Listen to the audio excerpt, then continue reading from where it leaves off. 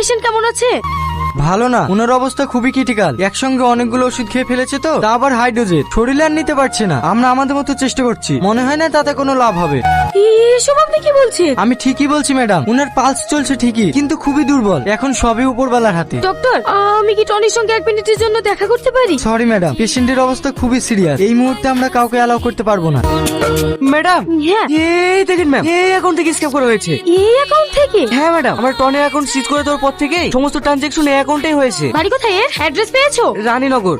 আসামি তুলেছে? না ম্যাডাম, বাড়িতে গেছিলাম, বাড়িতে নেই। ওনার স্ত্রী বললেন এই মাঠে ছাগল চড়াতে এসছে। কি ছাগল চড়াতে? হ্যাঁ ম্যাডাম, আপনাদের ফোন পাওয়ার পরে গ্রামে এসে খোঁজ নিয়ে দেখলাম ওনার নামে কোনো ব্যাড রিপোর্ট নেই। যাকে জিজ্ঞেস করছি সেই বলছে উনি খুব ভালো মানুষ। ভালো মানুষ? কোটি কোটি টাকার স্ক্যাম করে ভালো মানুষের মুখোশ পরে বসে আছে। স্যার, আতরালি মাঠে নাই। এ ভাই বলছে ওকে নাকি গঙ্গার ধারে ছাগল চড়াতে দেখেছে। তুমি ওকে চেনো? হ্যাঁ ম্যাডাম, চিনবো না কেন? আমাদের বাড়ি পাশেই তো বাড়ি। গাড়িতে ওঠো। কেন ম্যাডাম, আমি আবার কি করবো?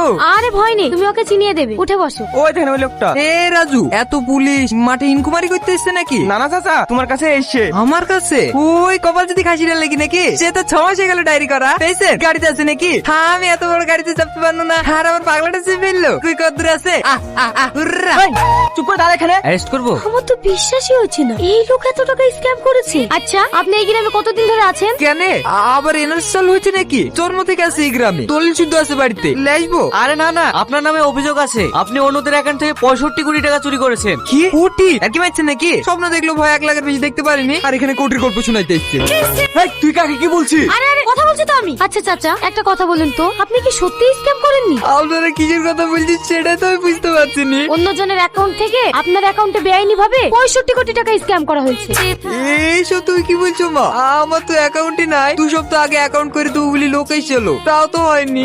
শাহিন, অ্যাকাউন্টটা কোন ডেটে ওপেন করে দেখো তো। হ্যাঁ ম্যাডাম, 24 মে। যারা আপনার অ্যাকাউন্ট খুলতে এসেছিল তাদেরকে চেনেন আপনি? না চিনিনি, কিন্তু আজকেও আসার কথা আছে জহিরুল অ্যাকাউন্ট খোলার লেগে। আজ কি কটার সময় আসে? এই দুপুরে পর পরে আসে। এতক্ষণ মনে হয় চলে এসেছে। গাড়িতে উঠে বসেন। কেন মা, আমি চুরি করিনি। আরে আপনাকে অ্যারেস্ট করছি না, আপনি গিয়ে শুধু লোকগুলোকে চিনিয়ে দেবেন। সাথী? হ্যাঁ ম্যাডাম, আসছি। চাচা, আপনাদের বাড়ি আর কত দূর? এই তো সামনে, আর 2 মিনিট লাগবে। কেন, কোনো সমস্যা হচ্ছে নাকি? হ্যাঁ, খুব পেটে ব্যথা করছে। ড্রাইভার দাঁড়াও না, এই মাঠের মধ্যে আবার কোথায় যাবি? 2 মিনিট সহ্য কর, চলেই তো এসছি। আমি পারবো না ম্যাডাম, 5 মিনিট দাঁড়ান, আমি আসছি।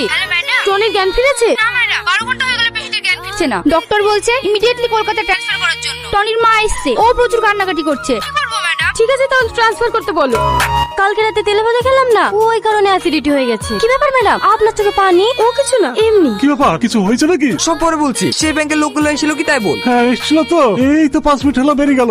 হ্যাঁ, চলে গেছে? হ্যাঁ ম্যাডাম, আমার আঙুলের ছাপ নিতে থেকে একটা ফোন করলো আর আগামাগি করে কম্পিউটার ফোন সব গুছিয়ে নিয়ে চলে গেল।